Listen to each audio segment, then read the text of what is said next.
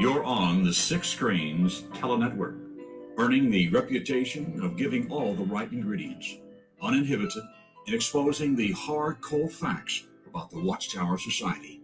And now, the end is near. Well, hello everyone, and we welcome you in to our Six Screens Saturday Night Live. We've got some excellent programming coming up here next.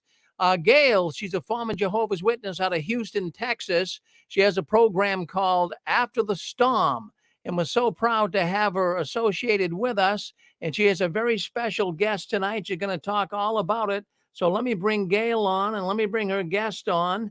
And Gail, let us know what's going on here tonight.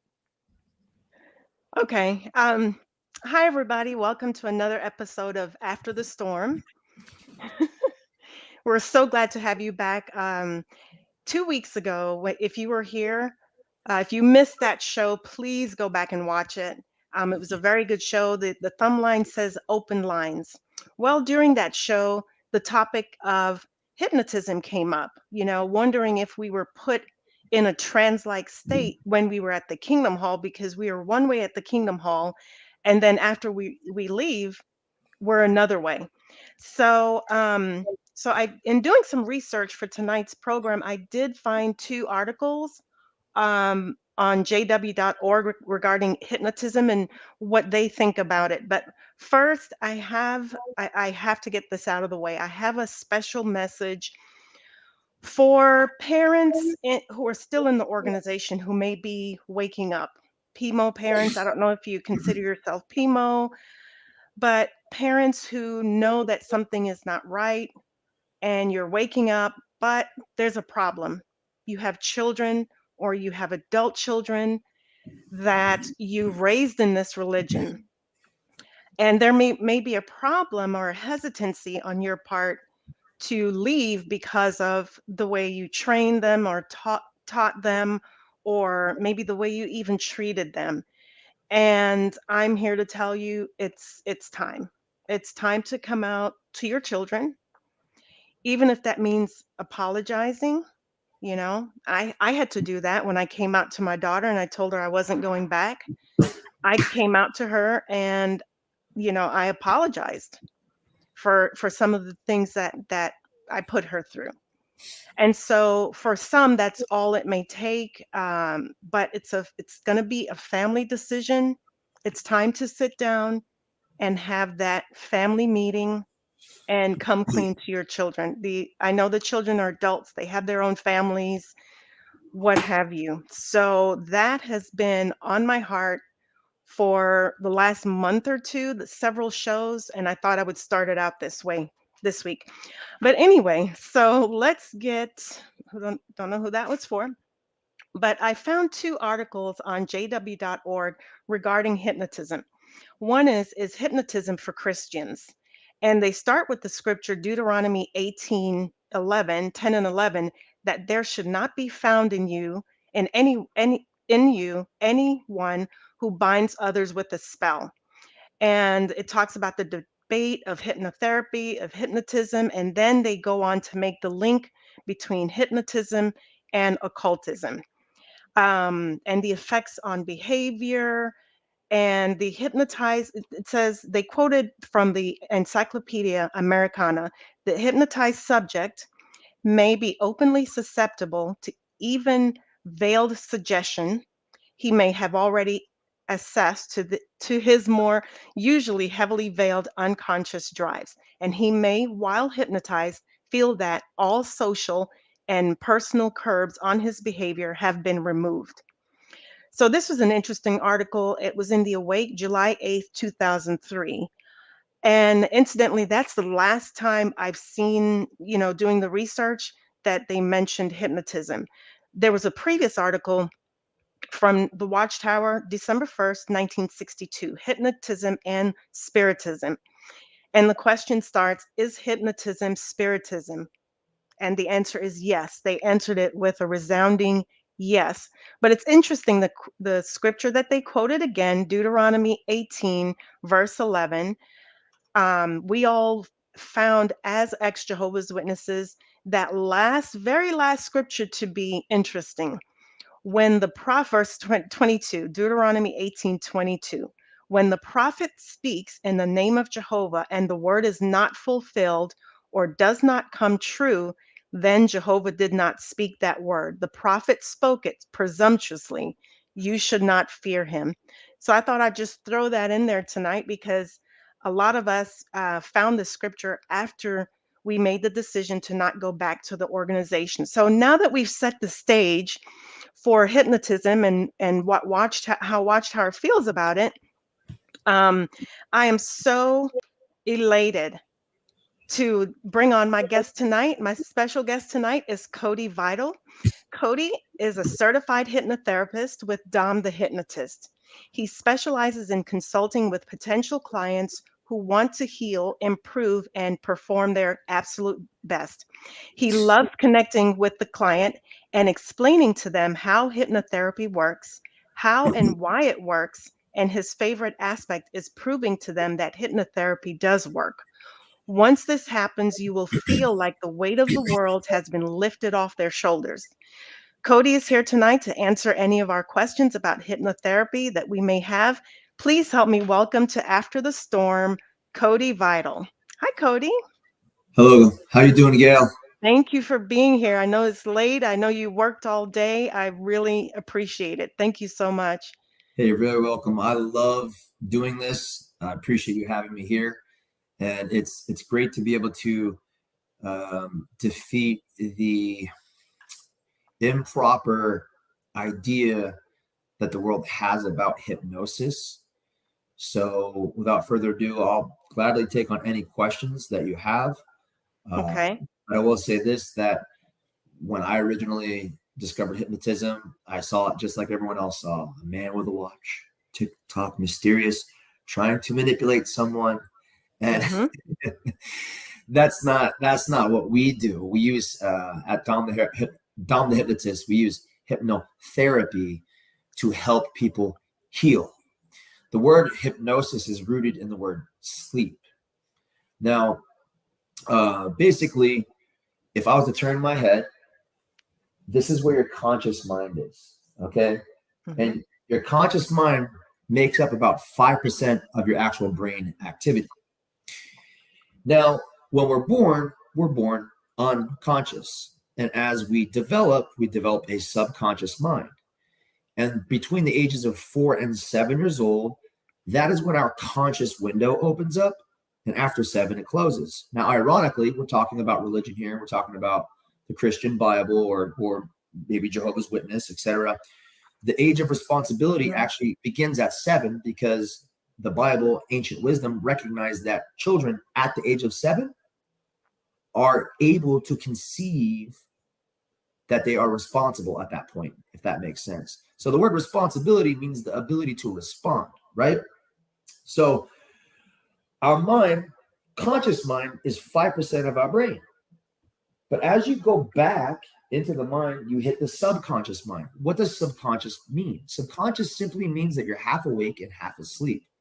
Now, the reason why the subconscious mind is so powerful when it comes to learning is because when you start to enter subconsciousness, half awake, half asleep, you're half asleep, so all of the distractions around you are stopped.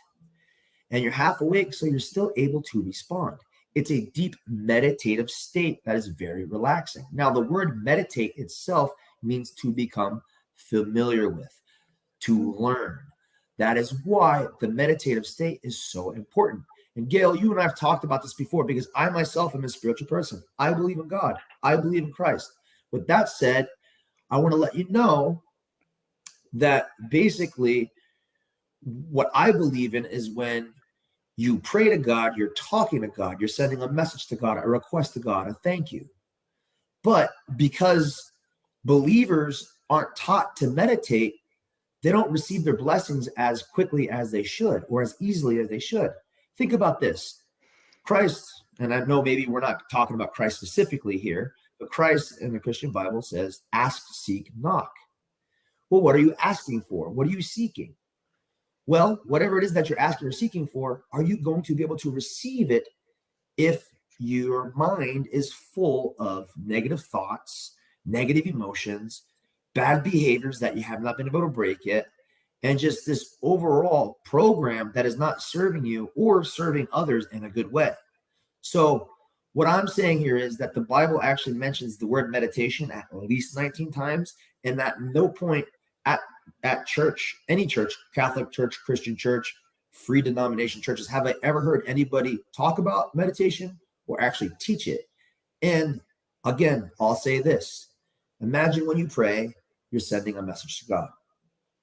Meditation to me is clearing your mind, becoming at peace. So now you can receive the blessings, receive the answers that God wants to give you.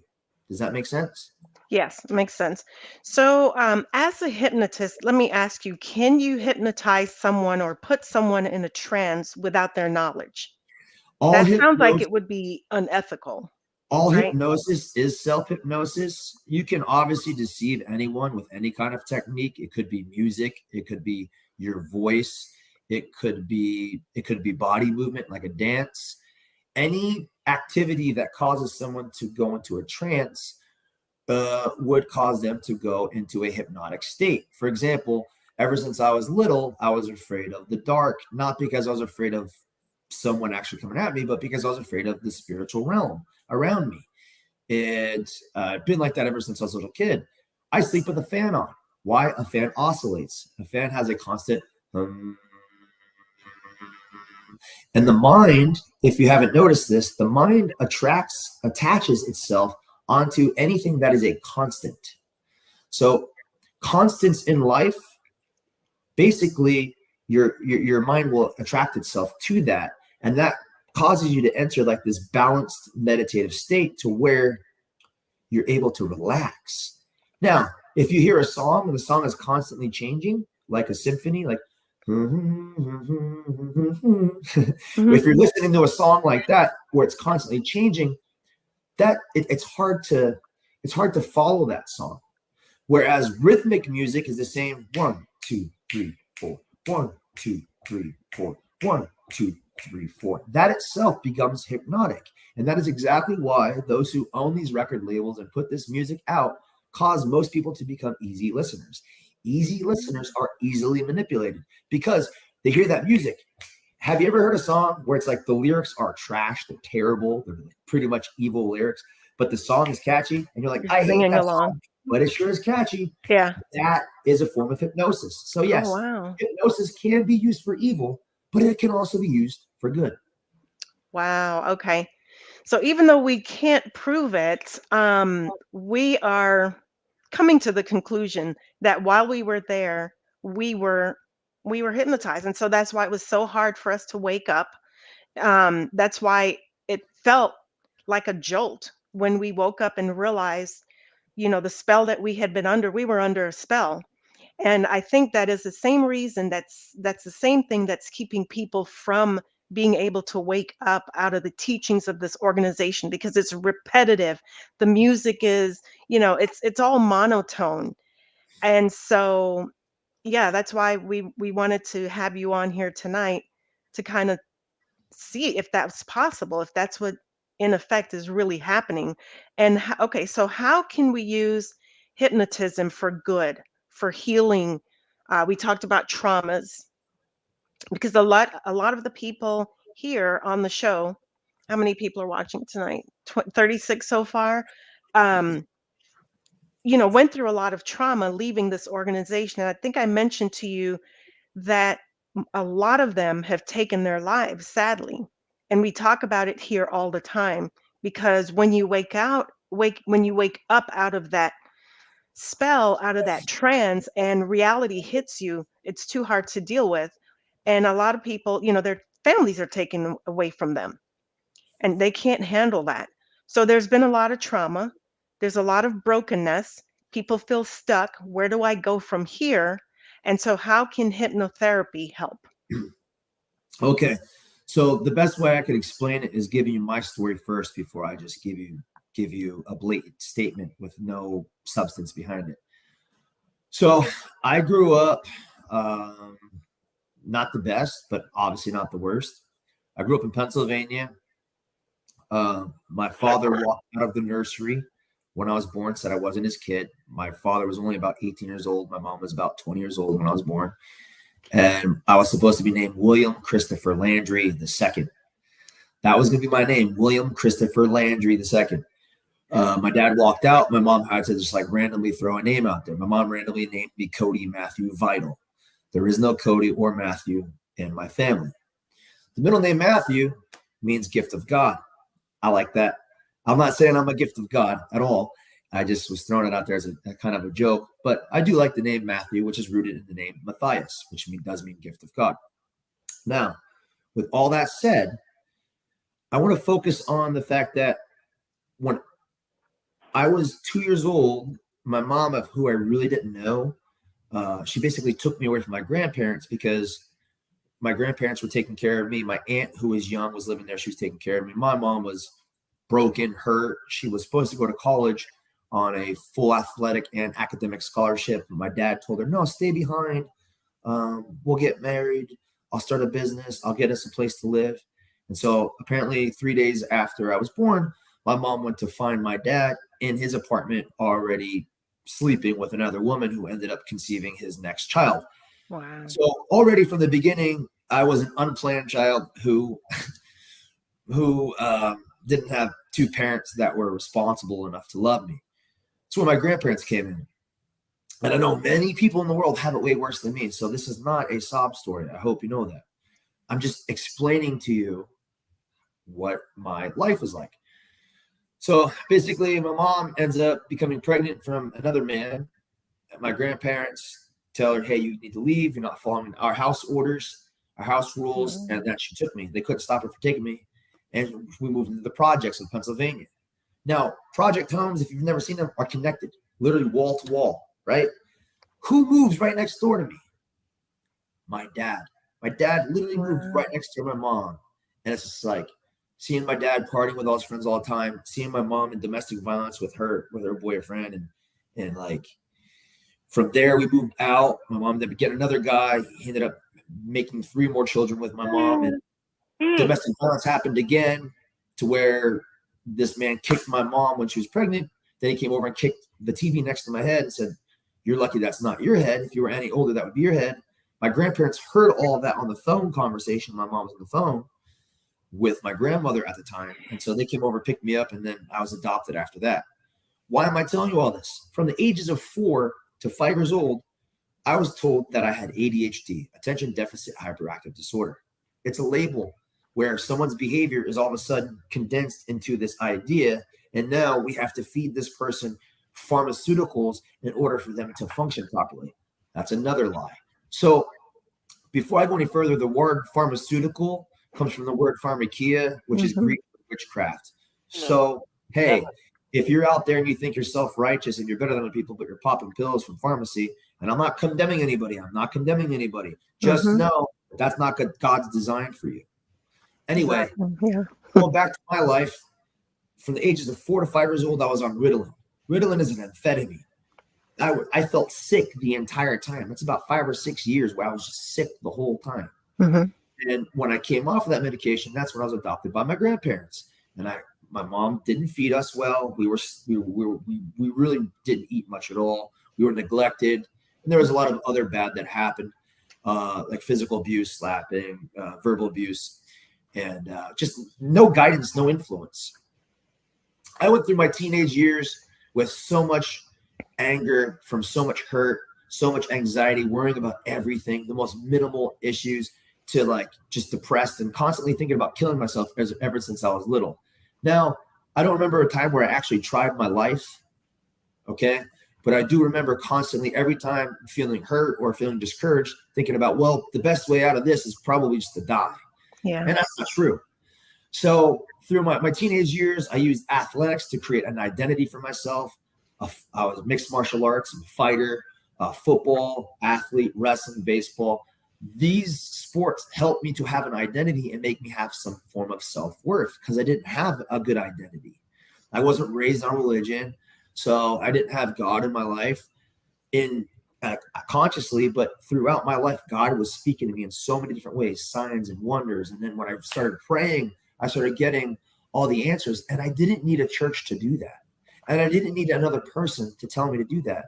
All I needed was my own body, my own temple to connect to God, because God says that our body is the temple. The temple of what? The temple of the soul. Who gave us that soul? You know, I will say this. God created man in his likeness and his image. And I know a lot of people here are watching. They've been hurt by religion. They've been hurt by religion. You have not been hurt by God, because God wouldn't do that to you. God is love. God loves you.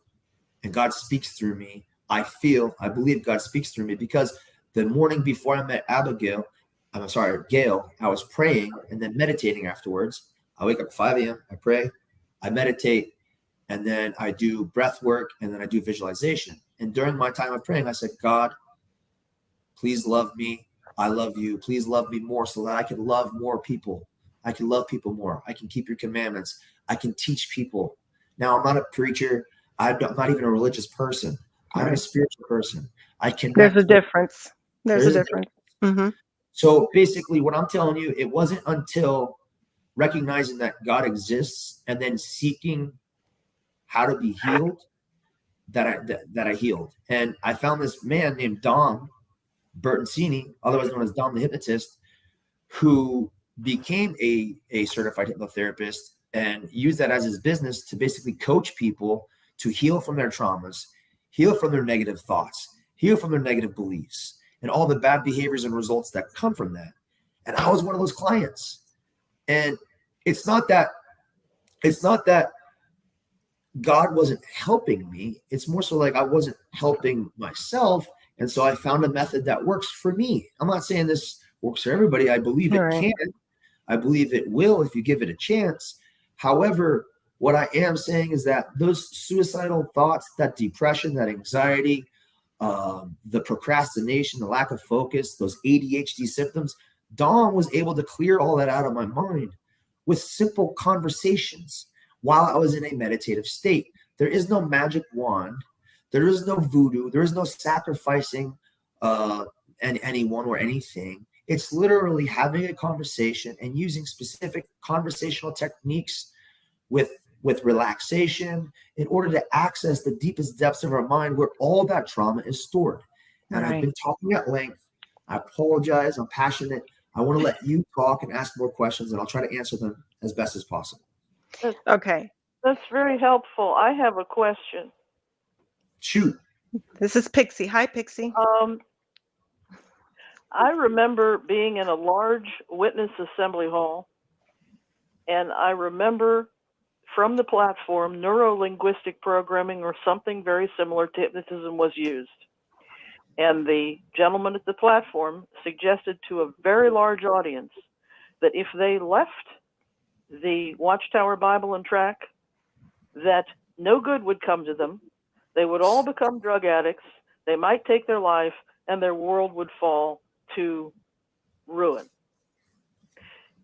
In that same room, that same day, on a Saturday or Sunday, I was taking notes and dropped my pencil. And when I did, the pencil made a tiny sound. I turned to pick up the pencil, and when I looked around me, everyone in that room except me looked like they were in a trance state. I nudged my dear old father, and he noticed it too, and he says, "We don't ever have to come to this again." How do we undo the neuro-linguistic programming that has been done to the members of the Jehovah's Witnesses? Good question. So before I answer that, that's a good question. Hello, Pixie. Cody Vital here again. Thank you. So before I say anything, I am not here to demean anyone. I am not here to hurt anyone or any structure. I will speak what I believe is a 100% fact. And from that point, everyone else can have their own perception about what I say and about me. Okay. So you mentioned neuro-linguistic programming. Neuro meaning brain, linguistic meaning language, programming meaning upgrading or changing. Okay. The very definition of hypnosis, if you Google it, says the induction of a state of consciousness in which a person apparently loses the power of voluntary action and is highly responsive to suggestion or direction. Okay? So highly responsive to suggestion. So when someone makes a statement which is fear-based, we all know that the greatest form of control is fear. Mhm. In criminology, when I study criminology, the greatest deterrence of crime is the fear of punishment. The fear of punishment. So I know that all religions that talk about the God of Abraham, they say the fear of God is the start to knowing God, or the path of righteousness, right? And to some degree, I believe that. I originally thought it was the love of God, right? However, Should be, but exactly, right? So when someone says, hey, if you don't do this or you do that, blank is going to happen to you and blank is bad, that is a suggestion that is based in fear. And what happens is this, Pixie, the unconscious mind does not know the difference between reality and fantasy. Now, here's the awesome fact. Everything that we create in this world, first begins as a thought. You cannot do a specific action. You cannot make a specific object. You can't even speak without first thinking about it, no matter how quick it is, right? So what that means is that the unconscious mind is recording everything you say and do and think and feel, whether it's true or not. So when someone makes a powerful suggestion to you, there's a reason why the Bible itself says, take every thought captive. It says, take every thought captive, because if you're not captivating it and you're not analyzing it, what's going to happen is it's going to become a problem. Now, we are not our thoughts and our emotions. We are the masters of our thoughts and our emotions. We are conscious beings. We are souls. And the world wants us to think less. They don't want us to know that because they want us to stay in fear. Who can control you unless you are afraid? Who can control anyone unless they are afraid? So I wanted to make this very point very simple. The unconscious mind only cares about survival. It does not care about your goals or your happiness, right? And the unconscious mind does not know the difference between reality or fantasy. And so it takes a conscious effort to go through the subconscious mind, half awake, half asleep, and enter the unconscious mind to rewrite that negative programming. Now, here's the tricky part. How do you work on yourself? How do you work on your unconscious mind when it requires you to be unconscious? Right.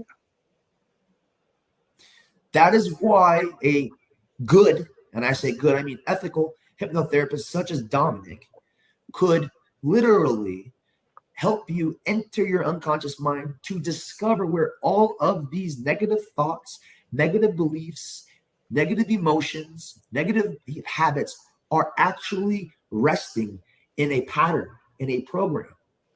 Because when those get eliminated, now you can rewrite the program with positive thoughts, positive beliefs, positive emotions, and positive behaviors. Because these positive behaviors are going to drive positive results in your life. So, how do you undo neuro-linguistic programming? Neuro-brain linguistic language programming? Number one, you got to heal from it. The first step is healing from it. How is that done? With someone who knows how to do it. With someone who knows how to do it. And someone who has a good heart, someone who has good intentions. Someone's not going to try to manipulate you. And the other aspect is this. You got to be unconscious. But before you go unconscious, you go unconscious to subconscious.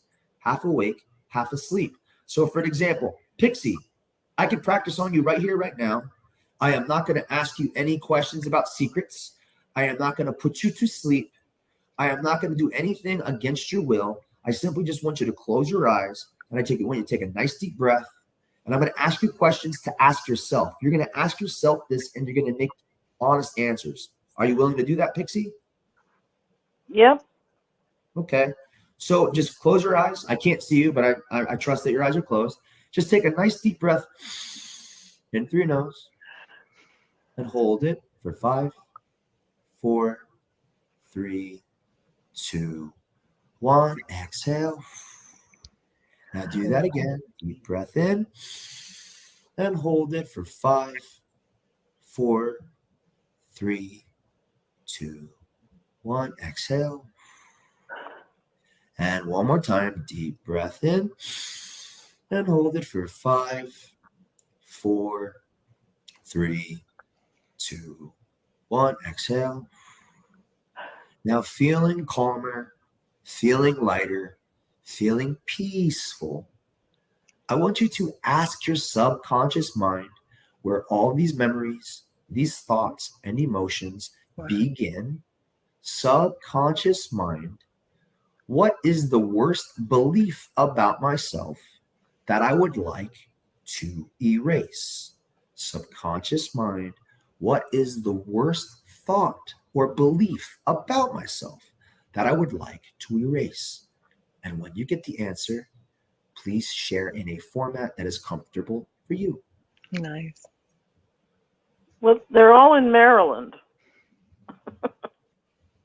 What? They're all in Maryland. All of your negative beliefs. Mm-hmm. So if you were to ask yourself, if you were to guess your subconscious mind's answer, what would it be? What would the worst belief about yourself be? Well, I think it would be that time that they put that belief in my head that if I left the witnesses, all these bad things would happen. And So fear of punishment, huh? And pick on myself and treat myself badly. All right. So because Cody, I know you don't know a lot about this organization, but they sell two products, fear and hope. Fear of Armageddon coming any day now, but there's a hope of living forever in a paradise. That's the end goal. And there's always that dangling carrot of paradise. But what it takes to get there is what we're talking about. This session is no longer being recorded. Okay. If I could leave all those beliefs in that room in Maryland, that would be great. Okay. Well, there's a way for you to do that. There's a way for you to at least release the negative emotions of that so that you can be free of those. I just heard that the session is not being recorded anymore. Is that true? There's a phone line. So Rick usually has to reconnect the phone line. We're back on? Okay. Okay. We're still on YouTube, but there's a phone. Some people do listen in on the phone line. So Pixie, basically what it sounds like, correct me if I'm wrong, but it sounds like you have this belief that you have this fear of punishment. Does that sound right? That sounds right. Yeah. Okay. So keep your eyes closed, please. It's not related to any fear of punishment that you would have had in any other church. It's different. It's if we leave, our life will be turned into a terrible thing. Yeah, see. And the only way to fix it is to go back. And what God are they talking about? What God are they teaching? Jehovah. Because, like, I don't want to offend anybody, but like my dad's side of the family, they were Catholic. I was not religious. But in Catholicism, people pray to saints and they pray to Mother Mary, but nowhere in the Bible that they use does it say to do that. So what I'm saying here is that human beings have good and evil in them. And so anybody in any religion or any political system, any school system, even in your own household, anybody can try to manipulate you to believe a lie or to believe a fear-based suggestion. And because we're not taught as children how to truly operate our minds on a conscious, subconscious, and unconscious level, we're left susceptible to the world. And the world is always going to fail us. The world is always going to fail us. So I want to ask you this, Pixie. Are you still there? Okay, she is on the phone. Hold on 1 second. We just got the phone lines coming back up again. Hold on. Yeah. I hope you guys are enjoying this so far. Cody's on fire. Sorry for being so long-winded. Yeah, like I said, I know you don't know much about this religion, but yeah, she's doing a good job of explaining the damage that it causes. because there is this thing that the only way to resolve your problems is to go back to the organization. And subconsciously, I think a lot of people leave with that, whenever they're having a bad day or something, it's like, oh, because I left Jehovah, not realizing that we have ups and downs all the time. So she's asking, how do we break out of that programming and leave the fear behind? So, as I said, to my experience, the best form of therapy I've ever received was hypnotherapy, which is why I became a certified hypnotherapist through Dom the hypnotist. It was the way for me to get rid of all of the evil in my head that was hurting me. God says, do not fear. If God tells you not to do something, is that not considered a sin, right? So this is a quote that I thought of. I made it in my own head in the shower, actually the morning before meeting Gail. And it goes like this. I was meditating on this, and it says, fear fuels failure. Fear fuels failure. Faith fuels fruit. Faith fuels fruit. As hard as it may seem, you should sit with your eyes closed, and you should talk to yourself. You should talk to God, and you should truly try to find that connection. Don't try to find it. Find that connection. Breathe nice and deep. Put that air in your body, that air that keeps you alive, right? And truly pray with your faith. With your faith, your belief in the unseen, because it is the unseen that creates the physical world around us. It is the energy that is eternal that creates the world around us. And I liken God to eternal consciousness, the creator. Okay. Now, if we are created in the likeness and the image of God, that means that we are created in his likeness to be like God, the character of God, right? And if we are created in the image of God, I don't know what that means to you, but to me, that means that we are created in the imagination of God. The word image is an imagination. Now, we are the only creatures on earth that I know of that has an imagination to be able to do what we do. That's what separates us from other creatures.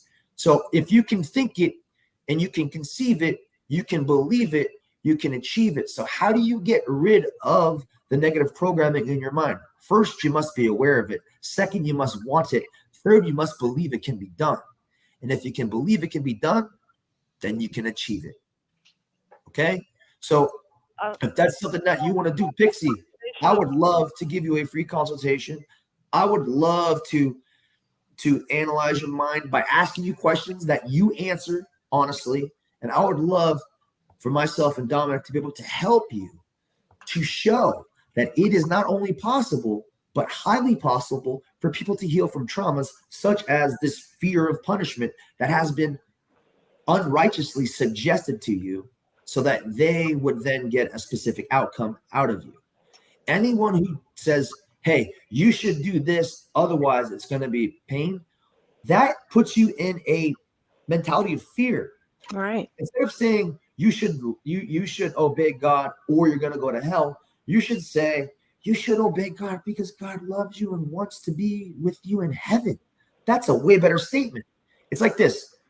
I'll mention this, Pixie. You ever hear the term never give up? Good. I like that imagination of God. They're not even in a heaven and hell dynamic. They're in a dynamic that we could not walk away from them or our lives would be miserable and awful. And I feel better now that I could leave it in Maryland. And I hope that many of the other people just leave it back in your old hall and just leave it there. Thank you. Yeah, you're welcome. Pixie, you still going to be on the phone? I had a quick comment. They tried to push me off. I'm back. Hello, Brett. No, it does that every time during our show, like right about 10:30, the recording, Rick has to start it all over again. But before that, you were getting ready to do something, Cody, to help Pixie erase those negative thoughts or Yeah, so I was just demonstrating. I wanted to do a small demonstration, so we can continue that. Pixie, if you can you please close your eyes again and just take a nice deep breath? Let me know when your eyes are closed. I'm there. Okay. I'm there in my nice surgeries. I'm there. Take a nice deep breath in through your nose and out through your mouth. One more time. Deep breath in through your nose. Hold it, and out through your mouth. Okay. Now I want you to think about that negative belief that you said is the worst one about yourself. The belief that if you leave this church, you will be punished, greatly punished, right? Mm-hmm. Think And then I about that punished belief. myself even. Think about that belief. I want you to ask your subconscious mind where these memories, where these answers are stored. Subconscious mind, when I think about the fear of punishment, other than fear itself, what is another negative emotion that I feel? Well, just that I pick on myself all the time. Mm. So how does that picking on yourself make you feel? Doesn't make me feel good at all. Would you say it's guilty, angry, sad, hurt? Hurt. Hurt, okay? And I want you to imagine feeling that hurt. Just imagine feeling that hurt and ask your subconscious mind, when I am feeling this hurt because I'm picking on myself, because I fear this punishment, what is another negative belief that I have about myself that I would like to erase? Well, that I'm not enough, or I'm not measuring up, or that I've fallen short of the glory of God, or stuff like that. Mhm. Yeah. So Pixie, I want you to ask your subconscious mind, ask your subconscious mind, when I think that I am not enough, when I think, keyword is think, when I think that I am not enough, what is another negative emotion that I feel? Well, that I'm beholden to other people, not in charge of my own destiny. And how does that make you feel? Does it make you feel fearful, guilty, Makes me angry, feel sad? small and hurt. Makes Hurts me more. feel small and hurt. Okay. Okay. So Pixie, I want you to imagine all this hurt you're feeling and how it's all coming from that thought that you should be punished, that fear of that punishment. And I want you to imagine stepping outside of yourself. So imagine stepping outside of yourself. And I want you to turn around and I want you to look yourself in the eyes. And I want you to reach out your hand and I want you to imagine holding your hand. Okay? Got it. And as you're holding your hand, I want you to imagine that the person's hand you're holding begins shrinking down into 4-year-old little Pixie. And when you're That's holding Pixie. 4-year-old little Pixie's hand, please say yes. Yes. Okay. 4-year-old little Pixie is your inner child. 4-year-old little Pixie is innocent. She is pure. She's enthusiastic and full of the love for life. She has hopes. She has dreams. She has happiness and she has love. 4-year-old little Pixie is a child. God's greatest gift on this earth is a child, children. As you're holding your 4-year-old little self's hand, I want you to open your arms, wrap your arms around her, look her in her eyes, kiss her on her forehead, and tell her that you love her. And when you tell her that you love her, I want you to see the smile on her face. And when you see that smile She on your is face, radiant. she is what? She is radiant. Oh. She is radiant. Exactly. Wow. Now, I want you to think about 4-year-old little Pixie as if she is your own daughter. How would you love her? How would you treat her? What thoughts would you influence her with? What emotions would you invigorate her with? What behaviors would you motivate her to have? What results would you desire in her life? Of course, the answers you're getting are all good answers, right? Right. You would love this child. You would do your best to love this child. That's exactly the way you should think about yourself, because that little child is you. Mm. That little child is you, and she still exists. And no matter what this world does to try to hurt you, no matter what the evil of the world tries to do, no matter what the devil tries to do, and no matter who the devil or evil is working through, God wants you to know that you still have innocence. You still have this purity. You still have this enthusiasm, this love for life. You still have this hope. You still have dreams. You still have happiness. And you still have love to give to others, to yourself, and back to God. And never, I just did it. I phrased it wrong.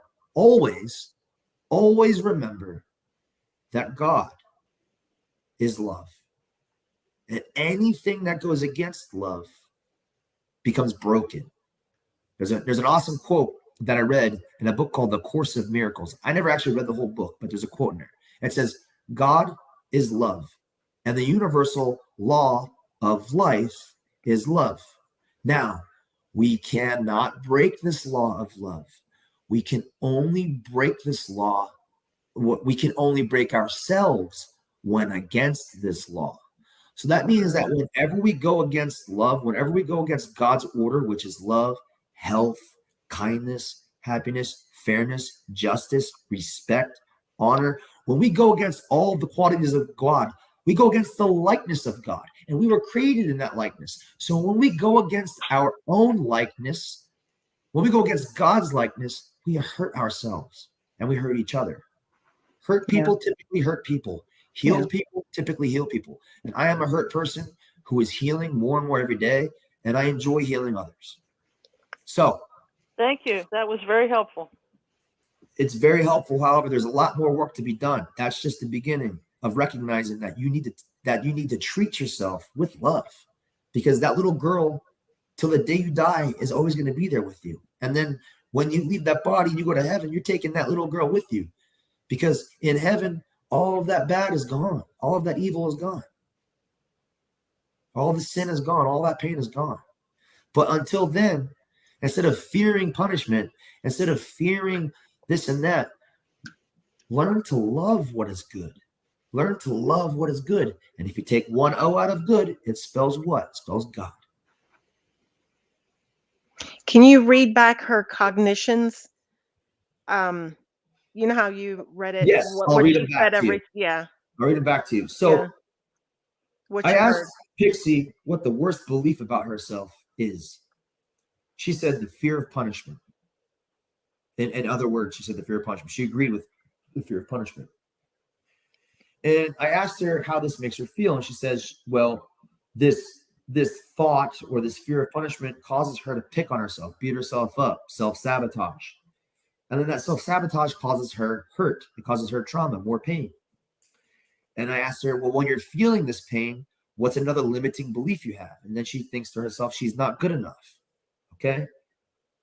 I don't know about you, but if you ever read the stories of Christ, Christ taught forgiveness. He taught patience.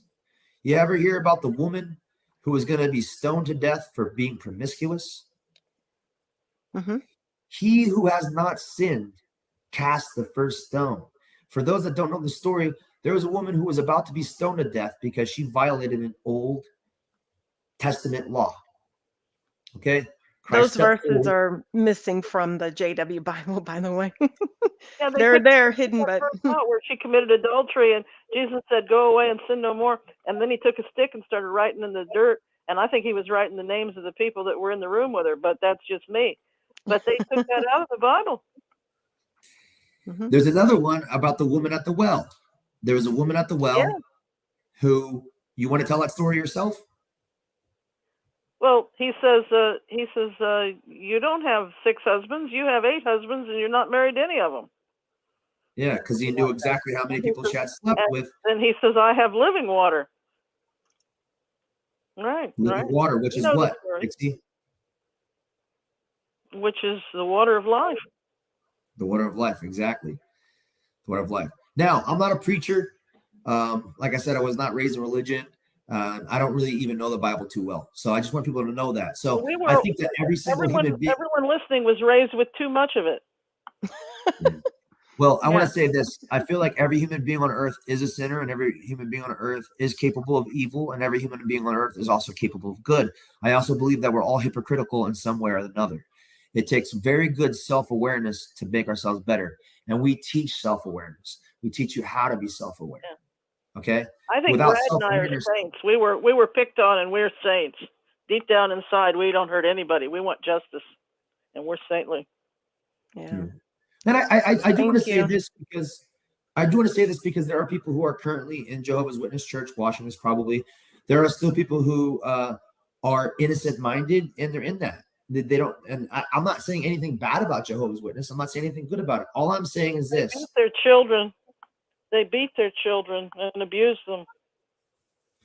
I'm sorry that you experienced that. I just want to say this, Pixie.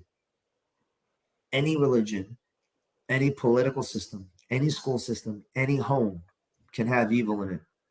And any home that has evil in it is going to teach that to children. Children are highly susceptible. Children, I don't know if you know this, but the brainwave that I'm talking about, there's different brainwaves. You have high brainwaves, low brainwaves. When you're in a low brainwave, you feel low, you feel depressed. When your brainwave is too high, you're so excited, it makes you anxious. But when we cause you to go into subconscious mentality, you actually enter that middle brainwave. And so it feels, I have excellent brain waves. you feel very calm and balanced, right? When you're in that. I am. I have excellent brain waves. Good. Children from ages 0 to 7 are proven to be in that theta brainwave, that brainwave of hypnosis, or I should say meditation. That brainwave is theta. That is why the most information you could ever learn in one time is between the ages of 0 and 7. Does that make sense? Mm-hmm. Yes. So, more questions, please. So we do have questions in the chat, and Thank you. Thank you, Pixie. Thank you for participating. Okay, so there are some in the chat that are. Let's see. Jay says, how do we get past the loss of everything we know? Because I was trying to explain to you that if your decision is to leave this organization, you will lose everything. So how is there a way to prepare your mind to get past the loss of losing everything that you know? Family, friends? Interesting question. When I met Dom, there was a quote that I just remembered. I think it was by Alan Watts. It said, waking up to who you are requires letting go of who you thought yourself to be. Ooh. Now, how do you do that? It's way easier to show you than actually just tell you. So I know this seems like a marketing scheme, but every consultation we give is absolutely free. So most people qualify for that consultation. Okay, it's a free consultation. It's an hour long. Gail will tell you all about it. So I just want to let you know that the consultation, whether you actually join our program to learn what and to heal and to improve and perform better in your life, whether you do that or not, this one session is definitely going to help you at least begin the process of healing and comprehend that you are capable of change. You are capable of positive change. You are capable of controlling your mind. You are capable of living a better life. I am proof of that. I am so much proof of that. I want to share something. A couple of weeks ago, my brother was murdered. And I named my brother. I named him Zach. And I had a lot of guilt inside of myself because I could have helped him. Honest to God, I could have helped him more than I did. I gave up on him because it hurt to try to help him. And this was all before I learned what I know now. Zachary was diagnosed bipolar and schizophrenia. However, he could talk to me the same way that I'm talking to y'all. Very intellectually, very comprehensive. He knows what you're saying, and you know what he's saying. And he was extremely intelligent. He was the top of his class as a young kid. Bad environment really got to him. People, boredom, and then definitely genetic issues. Like I come from a family of a lot of issues, and those are issues I had to be aware of and learn to correct in myself. Zachary once looked at me after telling me all the stories of the spirits that he's seen in his life. And I've seen spirits too. Everybody in my family and all my friends back in Pennsylvania see it. seen them. Lots of them, I should say. I shouldn't say all of them. That's a lie. Lots of friends and family have seen spirits. And so I believed Zach for the most part when he told me his stories. Now, Zach once told me, he looked me dead in the eyes and he said, Cody, the doctors say I'm bipolar and schizophrenic. They say I'm crazy, but the truth is that the devil is after me. And I believed him. And I believe the devil finally got him. And I don't think it's because he wasn't involved in a church. I don't think it's because he left the church. I don't think it's because any other reason that he didn't close his eyes and talk to God and make that connection and then make a wise decision to be better. And if he did and he wasn't strong enough to continue that, that's just sometimes how it is. Some people just choose less for themselves. When it comes to my brother Zachary, he was murdered. And when I finally recognized that was the truth, I hadn't prayed in a little bit. I grabbed the Bible. And when I closed my eyes, I saw this evil, demonic-looking face snarling at me. And when I saw that, I got mad. And I opened my eyes because I was crying, and I grabbed the Bible, the very, very Bible that my computer rests on. Okay? Don't judge me. I don't have a specific denomination or anything like that. I'm not religious. I'm spiritual. Okay? Yeah. Okay, Somebody in the comment was wondering if you were an organized religion, that we're going through a new awakening. Yeah. I'm not. But I do want to say this. When I picked the Bible up and I immediately fell on my knees, I was crying. I was on the phone with my girlfriend. She could attest to this. What had happened was I saw this number in my head, 1567. So here we go. I'm going to show you. Gail knows what I'm talking about. 1567. Now, again, I don't know the Bible really well. I don't know the page numbers. And again, my brother's name is Zachary. So I fell to the floor holding the Bible, crying about my brother Zachary because I felt so guilty and I felt so horrible. I opened up to page 1567 because that's the page number I saw in my head. What's this say? 1566. 1567. What's that say? Wow. Okay. Zechariah. It says Zechariah. Yeah. Zechariah comes from the name Zechariah. And Zechariah and Zechariah both mean God remembers. So when I tell you that I don't believe in God because of religion, I believe in God because of experience, it's true. I have many experiences like this in my life. So my point about that is I recently went through a serious trauma, okay? Losing my brother who I named. Someone I could have helped more. But at the same time, I also feel really, really, really, really good about myself in my life because of conscious decisions that I made. You, again, are not your thoughts and your emotions. The average human being has 60,000 random thoughts a day. If we actually identified with each thought, if we actually felt each thought, then we would literally have multiple personalities, right? Yeah. Science proves this. Whenever you sit and you think about a situation for longer than 6 seconds, and that situation is not presently here, it's either in the past or in the future. Whenever you sit and think about a thought for 6 seconds or longer, you're hallucinating, you're daydreaming. And remember what I told you, the unconscious mind doesn't know the difference between reality and fantasy? It doesn't. So the unconscious mind takes on whatever you're worrying about, whatever you're depressed about, or whatever you're fearing, whatever you're hurting over, it takes that and it grips onto it and makes that thought and that emotion and that behavior and that result stronger. What happens is you stay in a loop. That's what fear does. Okay. Fear imprisons you. Right. When you break out of fear, you are free. That is why God says, do not be afraid, for I am with you. Yeah. So just know that no matter what part of this world you are, whether you're in a church, you're in the deepest depths of the ocean, or you're high in the sky, God is in you. You are created in his likeness and in his image with his imagination. And so if you can sit there and think negative thoughts about yourself and feel negative emotions about yourself because your unconscious mind doesn't know the difference between reality and fantasy, what happens when you sit and you think positively about yourself and you speak positively to yourself and you feel positive about yourself and you make this a practice every single day? So what about chronic PTSD? Because that's what a lot of us suffer from. The repeated trauma over and over from different people, what have you. Can this method break chronic PTSD? Okay, so I'll talk about Dom, and then I'll talk about myself. I'll talk about Dominic because I love him and because he really helped change my life. So Dominic took away my PTSD, but Dominic also has worked on many individuals who have PTSD, post-traumatic stress disorder, from various reasons. Now, we will never name individuals, okay?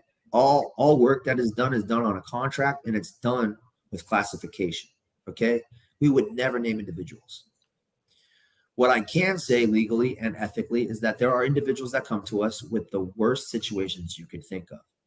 Individuals who have been sexually abused by their own father. Individuals who have seen other people that they love murdered in front of them. Individuals who have actually I have actually did consultations for Dominic where individuals have actually opened up to me about hurting children. And because it's classified, we really can't do much about it. And anyway, if the police can't prove it, well, then nothing's going to be done. So what I'm trying to say is that, what I am saying is that Dominic has many clients that he coaches out of their post-traumatic disorder, or their post-traumatic disorder out of them. Remember, PTSD is a memory that holds thoughts and emotions in it. And the unconscious mind holds onto these bad memories, thoughts, and emotions for two main reasons. Number one, when you stick your hand in the fire, you pull it out because it burns. And then your unconscious mind says, hey, we want to survive. Don't do that again. And so you don't stick your hand in the fire consciously again. If the whole world operated on the fear, obeyed the fear of fire, we wouldn't have firefighters, would we? So my point is that when God says ask, seek, knock, what he is really saying, he's saying give effort, give time, give energy, give thought, give emotion into what you know you need, what you know you want, which is good for you, whatever that is good for you, that is healthy for you. And when you do this, you start to gain a little bit more control back over your mind. So the number one reason why the unconscious mind holds on to traumas is because it doesn't want you to get hurt again. So people who have had a bad relationship, and it scarred them so bad, they don't ever want to have a relationship again. So now they're afraid. They're afraid of relationships. My girlfriend, actually tonight, she has a fear of relationships because she doesn't want to get hurt. She asked me, Cody, you're constantly in bad relationships from the past. You constantly are losing relationships. She says, how do you continue?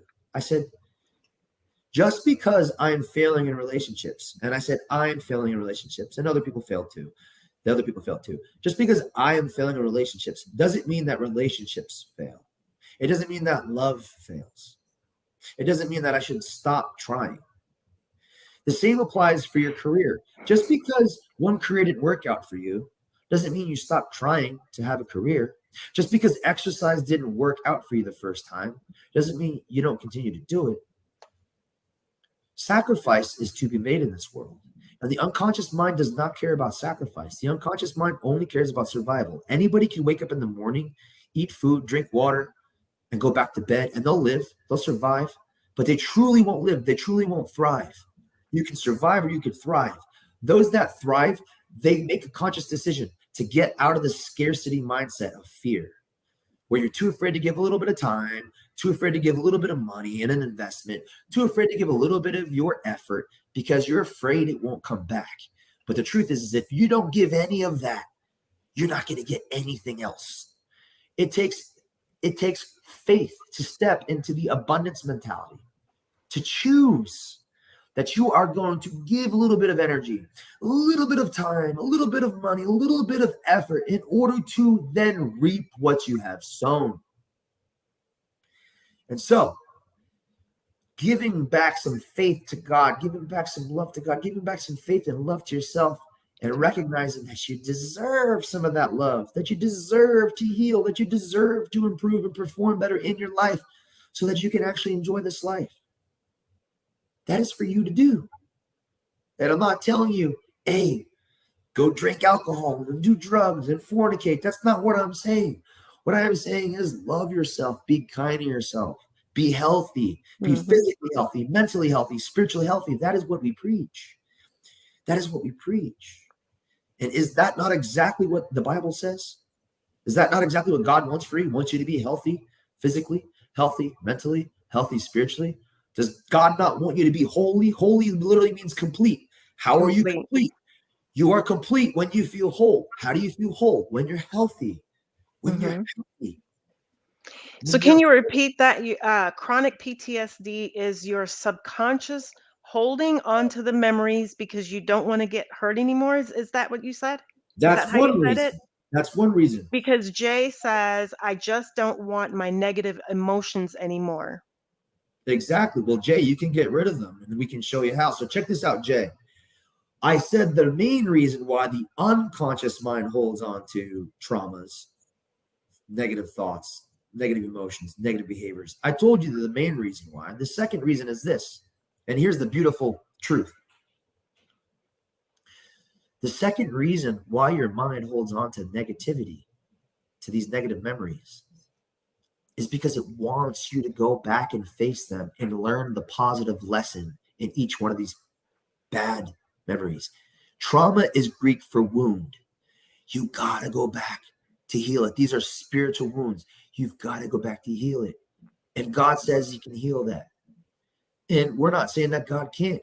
But we're not saying that God won't. What we're saying is we show you how to access the imagination that God gave you, the power that God gave you to do it for yourself and see it for yourself and know that it is real. And the best way to do that is you must face it. The only way to let go of the emotions of it is to face it. So let me show you everyone this. Thoughts become emotions. Emotions become behavior. Behavior becomes results. If you have bad thoughts, you get bad emotions, you get bad behaviors, you get bad results. Well, where do bad thoughts come from? Bad experiences, traumas. So traumas create those bad thoughts, bad emotions, bad behaviors, and bad results. How do you get rid of them? Well, on the very first session with Dom, not the consultation with me, but the very first session with Dom, he eliminates those negative emotions. Now, I know that sounds super simple, and it actually is, okay? But he does help you release those negative emotions. Now, what happens? If the negative emotion is gone, so is the behavior, and so is the result. So now you're left to face a negative memory without emotion. You're left to face a negative memory with logic. And the logic says, let it go, can't hold back anymore. Literally, that's what happens. And then once you let go of that negative memory, you find the lesson in it. Okay, I'll practice right here, right now. So you're talking to your subconscious mind. Subconscious mind, why should I let go of the first time I was robbed and assaulted as a 4-year-old boy? Well, number one, there's no reason to stay feeling angry about it. Number two, I'm still here. I'm still alive. Number three, I would not do that to anybody else because I have respect and I am fair. Number four, that person may have had some traumas themselves from their parents or some situation. Number five, I recognize that I'm pretty tough and I have a hard head. So see, those are just examples of when you go back into negative memories that you can pull out positive lessons. Now, let's go to this. I'm going to pretend to be one of you, and I have this fear of punishment. Subconscious mind. Why is my unconscious mind holding on to this fear of punishment? Or fear of losing everything. Or fear of losing everything. Mm-hmm. Well, when did it start? We take you to the memory where it started. Why did it start? We analyze why it started. How did it start? We analyze how it started. Once we have those answers, now we look at it and we ask, is there a good purpose? Is there a good purpose to fear losing everything? And the answer is no. That's the answer I get, because fear itself is how you lose everything. Fear fuels failure.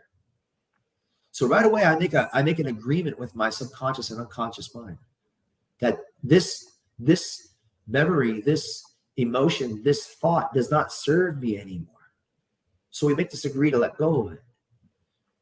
And during that agreement to let go of it, we think to ourselves, well, what's the positive lesson here?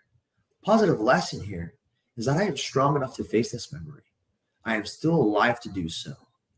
And I want to do it. And because I want to do it, I will do it. And because I will do it, I will become better from this. And I will have stronger faith. These are positive lessons to take from situations like this. You can be better in life. You can be better than your past. You can be better right here, right now. You are one thought away from changing your life. You are one positive thought away from changing your life in a positive manner. You're one positive emotion away from feeling a motivated behavior of going to the gym, or maybe forgiving somebody, or maybe doing a charitable deed for somebody else who needs it. You are always one thought away from being better, and you're always one thought away from being worse. That's your decision, no one else's. So it sounds like this would help for people who think they are permanently damaged, that they'll never get past this. Exactly. So post-traumatic stress disorder, PTSD, is absolutely serious. Yeah. However, when people call it that, and when people push it onto you and say, hey, you need to come get help, you need to do this, you need to do that, it causes even more fear. You don't need to do anything. It's, do you want to? Remember, the unconscious mind only cares about your survival. You consciously care about your hopes and your dreams. You care about your life. You care about your goals. You care about your personal happiness. You care about your health, right? You care about other people consciously. And so if you consciously want to go back and heal, that is what we are here for. Every consultation is free. So again, I can explain this to everybody, but until I actually have each individual by themselves telling me their specific situations, it's not going to give the full effect. Anybody can be hypnotized to think and feel better, but it won't last very long. Here is why. Until you have let go of all of the traumas from the past, you literally won't have enough room to fill up with the good. So I liken it to this. If you were to try to build the most beautiful home in the entire world, and I gave you $10 million to do so, but I told you must build it on an old mine shaft, an old coal mine, you're going to think I'm crazy. Why should I build this house in a coal mine? Because I want to prove a point to you. Take $10 million, build the most beautiful home on a coal mine.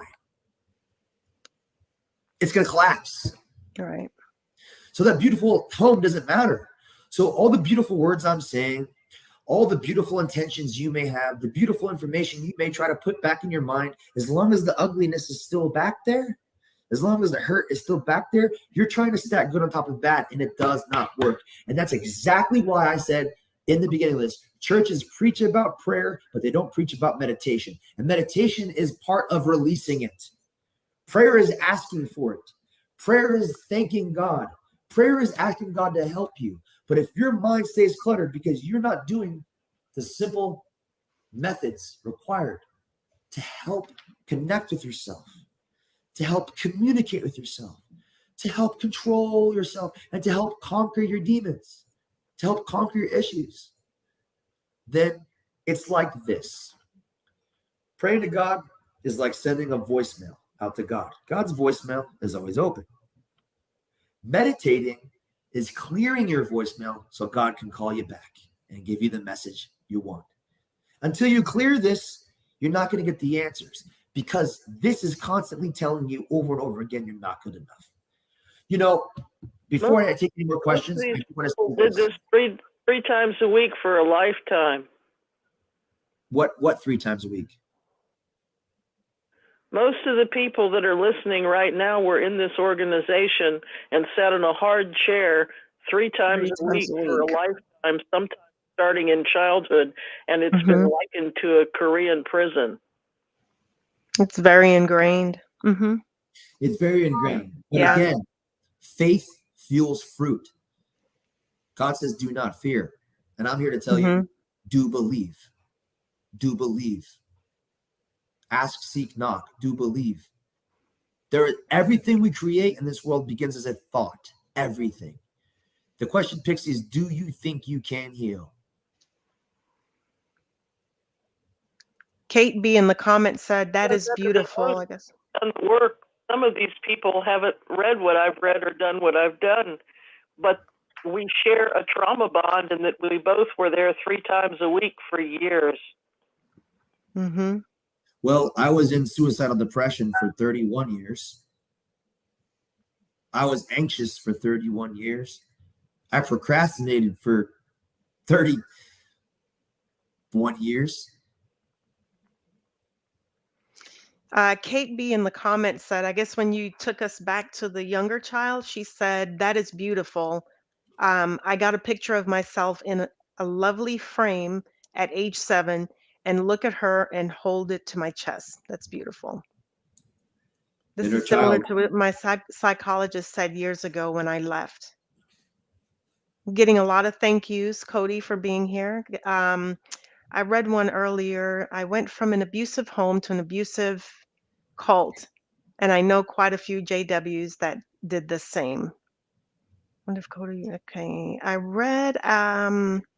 Gabby said I got chills when he said, "Do not be afraid, for I am with you." Jesus said, "Fixing my faith." XJW. Jesus said, "We reap what we sow, even with the mind, even in our mind, within our minds." This is interesting. True. This is true. Interesting. So yeah, a lot of good comments. Jay said, I think I can heal, and that's what I want. Yeah. Good. That's where it starts. That's where it starts. And preparing yourself to, I think a lot of people need to prepare themselves for what they're about to go through, because it is traumatic. But we also want to convey the message that healing is possible. Let me ask y'all a question. Y'all were in a religion that claims to know God, right? Yeah. So here, ask this simple question. I know there's a lot of programming there in the subconscious and unconscious mind that is hurting y'all. But ultimately, who is sovereign? A church, a person, or the God that created us? Who is more powerful? The God that created us. And how did he create you? In his image. We're created in his image. Image. Likeness and image. You can't spell imagination without image, right? Or at least imag. So what I'm telling you is that the most powerful tool that you have is you. You're a soul, and you have an imagination. And so if you want it, desire it. Because behind all belief is desire. Everyone always talks about belief being so important. That's true. Believe to become. It's a motto I went by for a very long time. Believe to become. But what fuels belief is desire. Do you want to heal? Of course you do. Does your unconscious mind want to? Your unconscious mind doesn't care because it all cares about a survival. Survival. Right? But I will tell you this, when you heal, that leads to improvement. And when you improve, that leads to better performance in your life in all areas. Your health and fitness, your relationships, your family, your personal development, your spirituality, your career. Everything gets better when you heal. But the most important way to heal is to close your eyes. And it's to pray. It's to meditate. It's to use conscious breath, which means giving effort in your breathing. And it is to visualize the now and the future that you want. And again, when I say the word want, I am not talking about what is not healthy for you. I am not talking about what is evil. I am talking about what is good. Now, many of you might have a misconception about what is evil and what is good, and that is sad. So I will give you an example. If you see someone starving and you have 5 loaves of bread and you're walking down the street, you give at least half of those loaves of bread to the person who's starving because you are most likely healthy. Now, is that good or is that bad? Gail, is that good or is that bad? If you don't give them, No, if you do give them. if you do give, it's good. Mm-hmm. Okay. I Now, was reading if something. you walk down that same street with 5 loaves of bread, Mm-hmm. okay, you're not starving and you see a starving person and you don't even give them a crumb. Is that good or is that bad? That's bad. Mm-hmm. Let me give you another situation. You see a child standing in the middle of the room. Child's happy. Child's smiling. Okay? Child spills milk. You walk up to the child, you hug the child, and you say, hey, we're not perfect. Don't cry over spilled milk. Is that good or is that bad? Yeah, it's bad. Now, if you walk up to that same child that spills the milk, slap them across the face and tell them that they're stupid and tell them that they're bad, That's bad. Mm-hmm. that's bad. Now, what is that child going to think? That they're bad. That they're bad and that they're stupid. Yeah. I know that personally, but I'm not bad and I'm not stupid. Now, I will tell you this. I'm not saying I'm good. I believe I'm decent and I think good thoughts and feel good emotions and do good behaviors, but it does not mean I'm perfect, right? So, although I will tell you that I'm not bad, I have bad in me. Although I will tell you that I'm not good, I have good in me. It's my choice to choose which one I want to go with, which one I want to use. And that is life. That is being a human being. We are half animal, half God, if you will, because God put his soul in us. Half animal. We are in the animal class, the classification of animalia, right? But we are the only conscious creature on this earth that has an imagination that is as powerful as us. Name one other creature that is even remotely close to using the imagination of us. We name one creature that's going to go out and make a building, create a hospital, create a railroad track. Name one child that is going to, one creature that is going to do remotely close to any of the inventions, make any of the inventions that we've made as humans. Name one. There's no creature on earth that can, that we know of. We are powerful beyond measure because we were created in the likeness and the image of God. Likeness to the character of God, to be good like God, to be kind, to be loving, to be fair. Okay. So was there someone that was trying to come in earlier? Yes, please come. Yes. I wanted to ask a question. Hi, Debbie. Might be what? I said hi, Debbie. Oh, hi, Gail.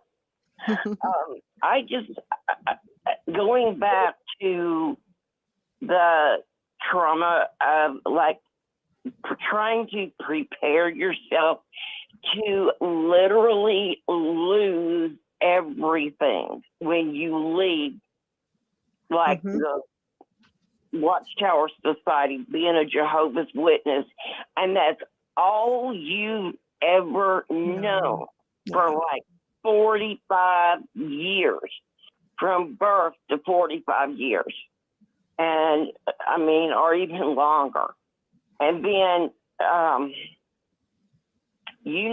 when you leave, every person you've ever known is going to consider that you are dead. Literally.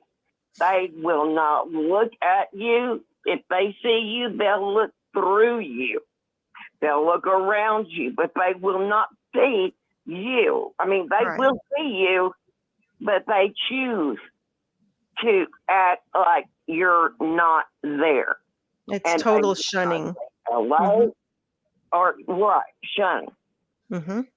But say you're a single mom with 2 little children, and maybe a divorced mom with 2 little children, or a father with 2 little children. And so your parents are not going to speak to you anymore. Not going to do anything for you. And you call them, they're not going to answer the telephone. And let's say an emergency happens. Now, this is real. This is not It's real. imagined. Well, I'm saying it as an imagination, but I'm saying this is reality. This is not being introspective or not real. It's real. Okay. So you've got 2 small children. One could get her seriously hurt or have a brain injury that they have to have brain surgery for. You have no family left that you can call. You have no friends left that you can call because you left that organization, that you find that you're completely alone with nobody else you trust, really, because everybody you thought you could trust, everybody you thought that loved you has abandoned you. And you get to your lowest low. And you can literally get to a point that you might think, this is, I'm obviously not worth being around anymore. And maybe I would be better off if I just wasn't here. And even maybe if my kids weren't here, they won't have to suffer this either. So I've got a bottle of pills right here that I can just take the whole bottle and it'll be over. And if I think my kids might be better off not here, maybe I should take them with me. So I crush up enough pills and mix it in with their food or their drink and let it dissolve, and then give it to them. You all lay down together and you think you're just going to go to sleep and everything's going to be over. And then suddenly you wake up and you're in the hospital. Well, you don't really know where you are, but you know you got tubes attached to you, and your kids are on death's doorstep because of what you've done.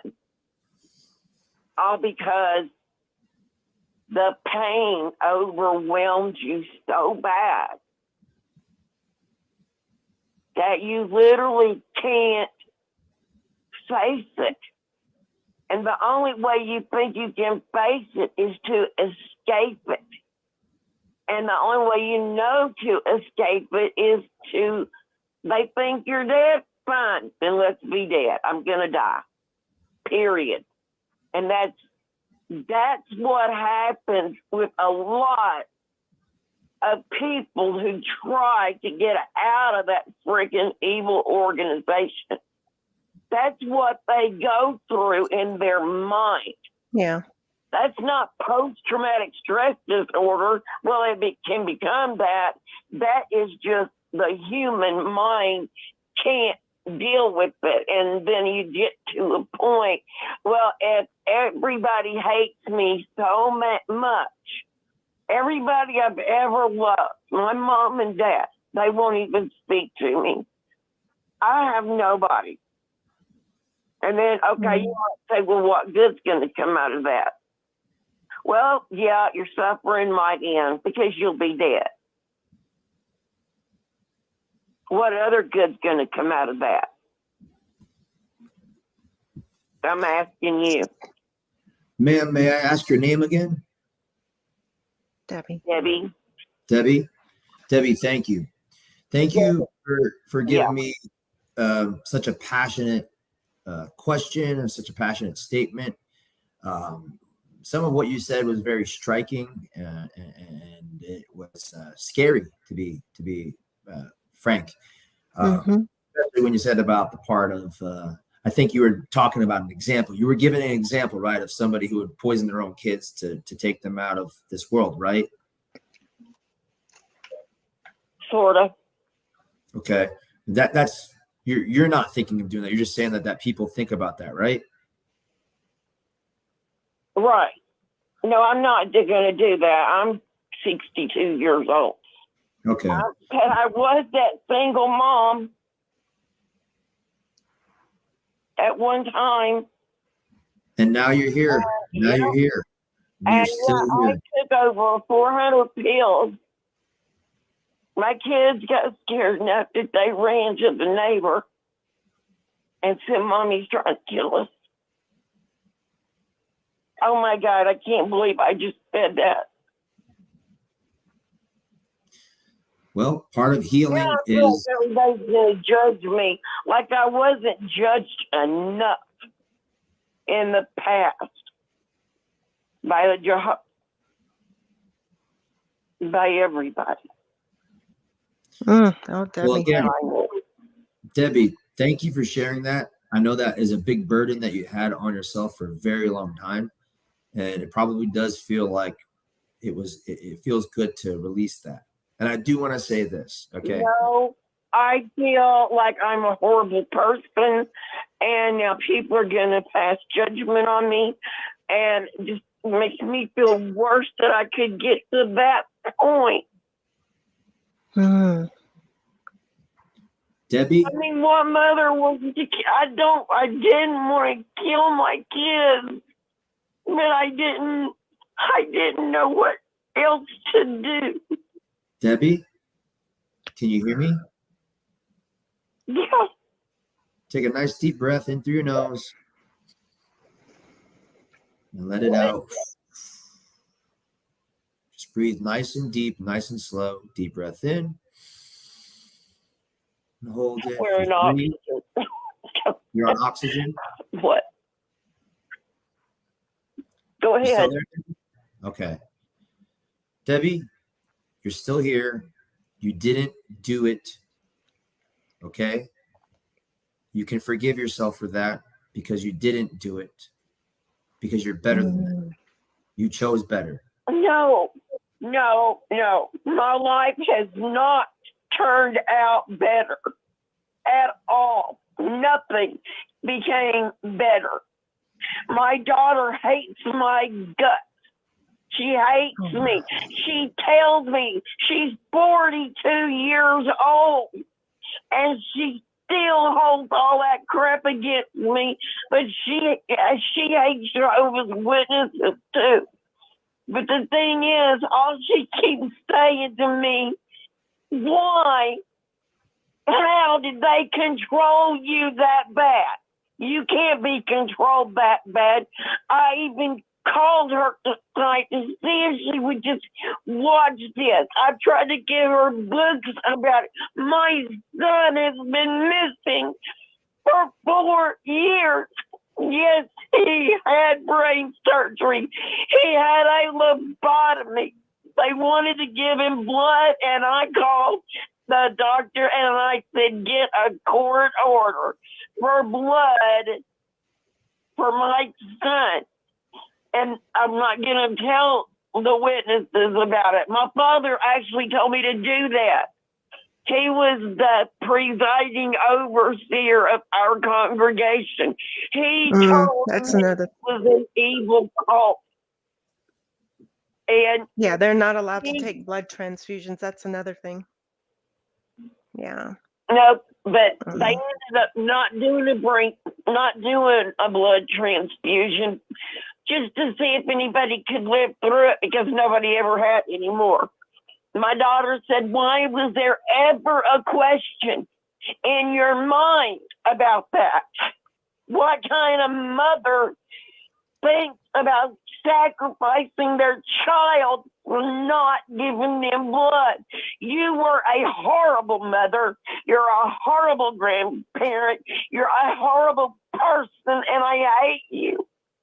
Okay, do you know how many times I've been in mental hospital? How many? I'm still on psychiatric medicine because I did try to kill myself multiple times. And I did want to die. Well, she says, no, if you really wanted to die, you'd be dead.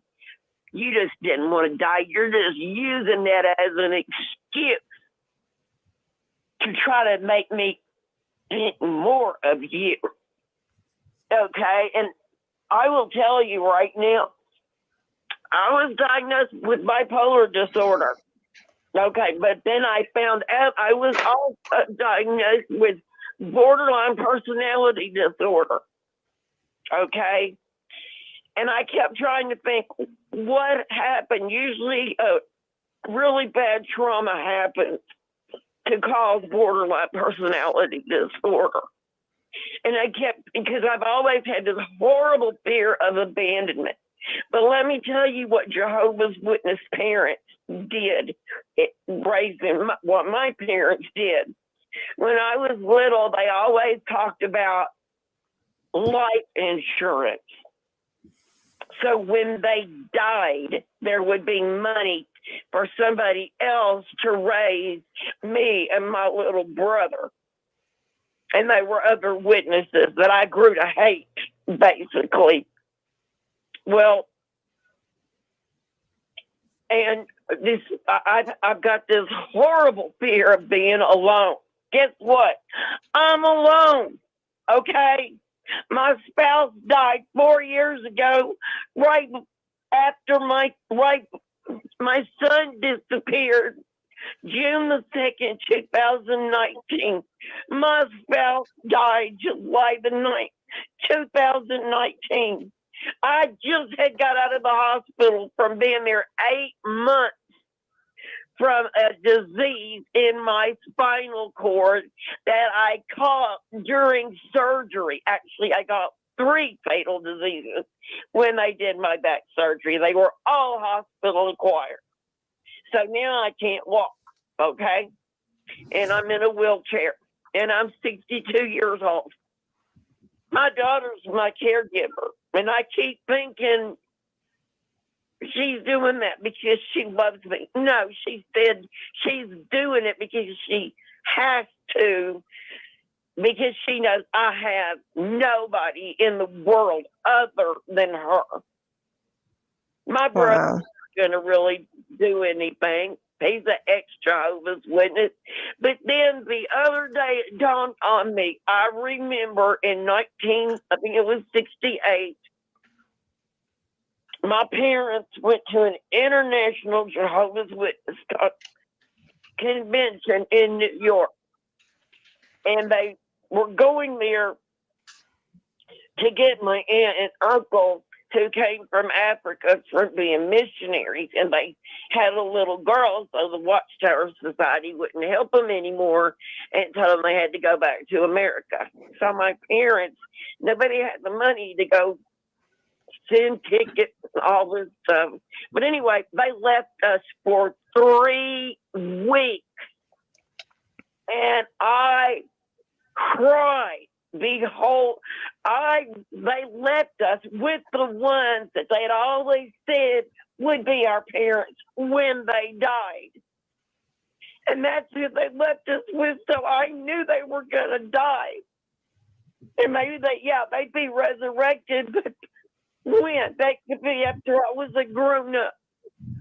Well, truth is, my parents are dead. Both of them.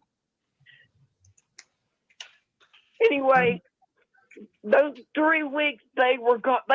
The people that were keeping us had to run after me because I wouldn't let go of the car. And I kept telling them, don't leave me, don't leave me, don't leave me behind. Please. And I think that was kind of a breaking point for me. But also, my cousin molested me.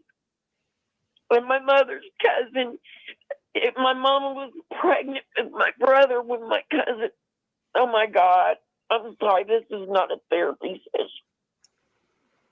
I'm sorry, I need to be quiet. Debbie, thank you very much for being brave enough to say all that. You had to let it out. I'm glad you're here. I'm glad you got the time to talk about all that.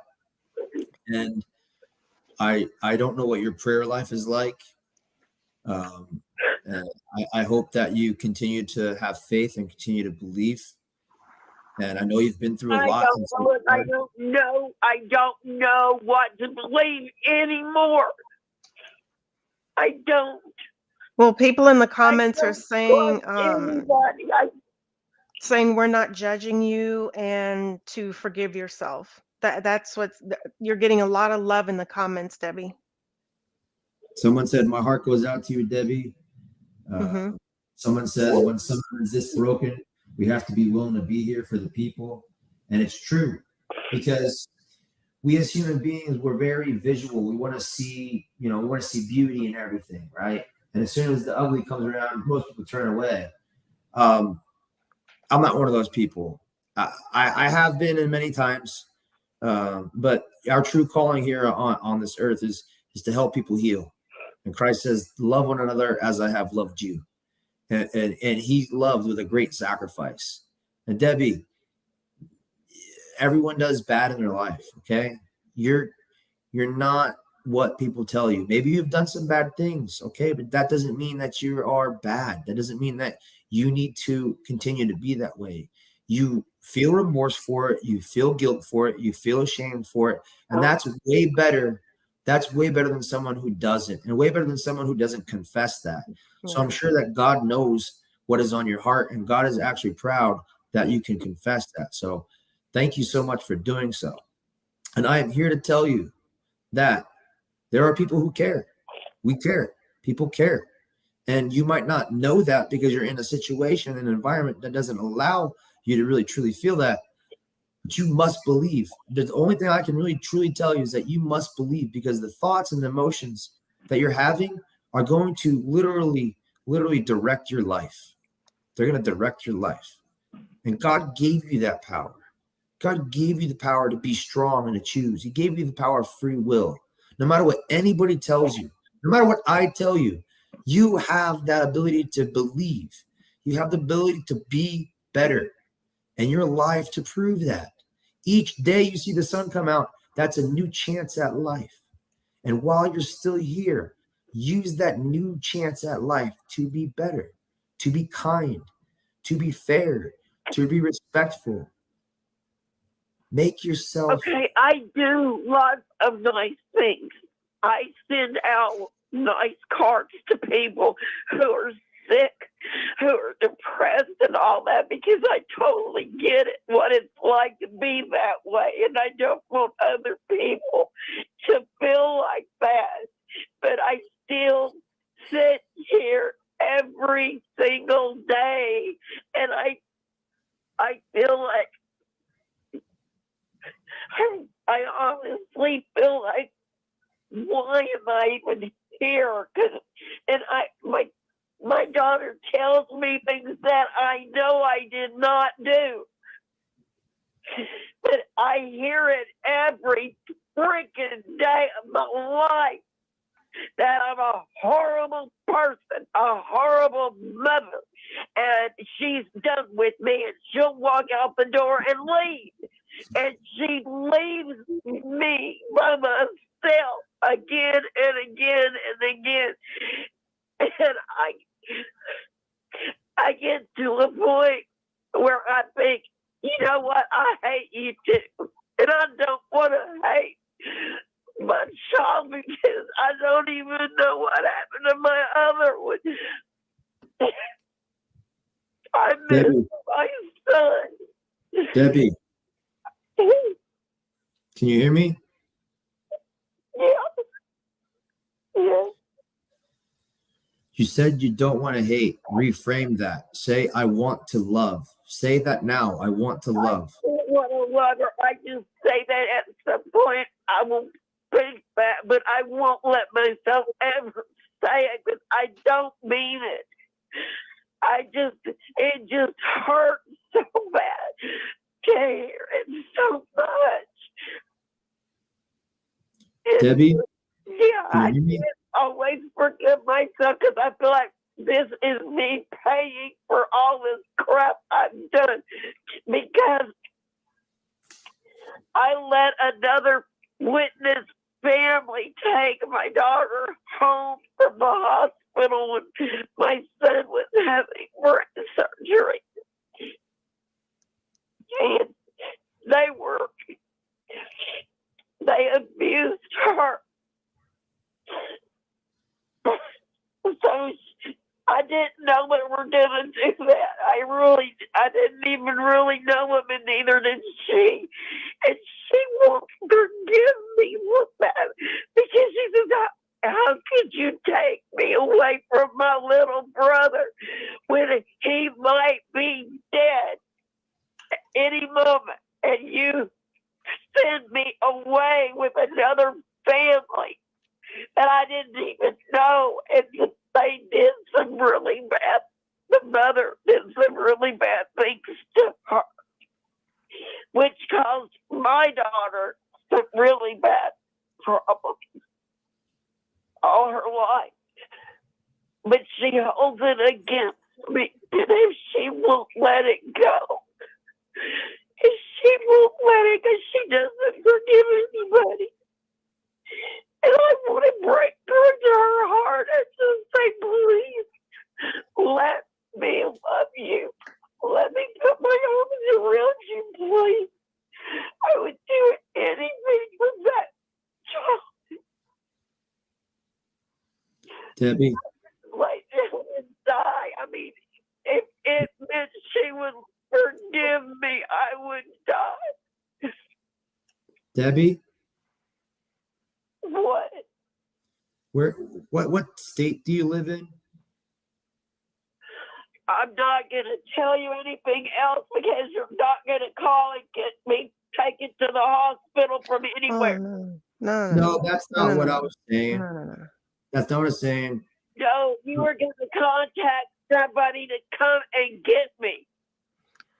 No, I was I'm not hoping gonna to maybe kill find myself, somebody that okay? would. Okay, I'm not going to I'm not going to kill myself. That's a sin, and I know it. Yes, ma'am. And Rick, don't you dare give him my address where I live. I'm sorry I shouldn't have done this. I'm sorry. I really am sorry I shouldn't have done this. And I don't want to upset anybody else. I don't want anybody to take what I've been through. And I will take myself to a hospital if I get close to suicide. I haven't tried it in like 35 years.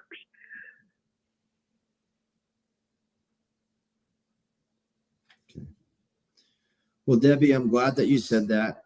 That was not the intention. We just wanted to know where you lived in case we could find maybe a good group of people that would maybe become friends with you and help guide you through all this type of pain and trauma, because this is very, very forgot about me. Okay, the ones here forgot about me. I tried to be part of the church here, but because I didn't believe one thing that they decided, well, I couldn't be part of their group. I am part of a small church online. I will admit that. And they are on the show with Rick all the time. And that's Scott and Jody. Okay. I feel like they just love me. I do. I feel like I know other people do love me. I just don't have anybody that I can physically be with. I mean, and what I mean is I'm like alone. Nobody comes to my house to visit. Right now, we got 2 feet of snow on the ground. Hmm. I mean,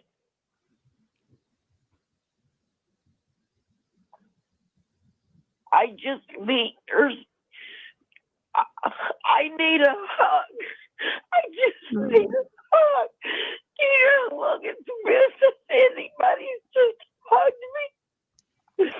We love you, Debbie, and you're getting a lot of love in the comments. People say their heart is breaking for you. They understand, and they're praying for you. We love you, Debbie. Debbie, we listened to you for this long because we do care. And if we were there right now, we'd give you a hug. So just imagine us giving you a hug. That's the best we could do for now. I know it sounds silly, but that's the best we could do for now. And there's not all bad people in this world. There's people that try to be good, people that really care. And, you know, we're not sitting to try to sound sanctimonious, but we cared enough to listen. And we did listen. And we do feel for you. I feel really sad. And I just want to let you know, though, that you can totally go within yourself, and you can truly love yourself just because you choose to, Debbie. You deserve it. You've been through enough. You deserve to love yourself, Debbie. You deserve that. Sometimes some people tell me I've been told that I focus too much on myself. Well, you know what? I'm here by myself all the time, except when my daughter's here. I don't focus on myself. I know that the best thing to do for yourself is to do something for somebody else. But some people assume if you bring something up, it's because you just, I've been told by a couple of people on here before that it's more like just attention seeking, and it's not. It's true, heartfelt pain. And a lot of it goes back to so far back as I can remember. I've always, in fact, before I got married, I always was a sleepwalker and a sleep talker. And a few days before my wedding, my mother said that she heard me go out the back door and be screaming, "Don't leave me! Don't leave me!" And I ran all the way down a street, and she was trying to catch up to me. This is in the middle of the night. And she said, all I kept screaming was, "Don't leave me." So this goes beyond my conscious and my subconscious of being left alone. And then my family has always known my biggest fear was to be abandoned. Debbie. And I just feel abandoned. Debbie? I might be 62 years old, but there's still this little kid in me that just says, "Hold me, don't let me go. Please, please don't leave me." And then at the same time, I hear from my daughter, "Well, that's what you deserve." Hey, Debbie? What? Can one of us call you after the show and talk further more with you to help you? That's a good idea. Is that okay? Yeah. Okay. Okay, Debbie. Send your number to, I guess, Rick if he already has it, or Gail, whoever. Yeah. In fact, this is Rick here at the Six Screens. Yeah. Debbie, do send your number to me at jwworldnews@gmail.com. jwworldnews@gmail.com. Send me the number, And then if one of these folks listening in tonight would love to give you a call and talk with you, maybe we'll have a multitude of people would like to. Give me a number, and I'll be glad to give it off to people that want it, okay?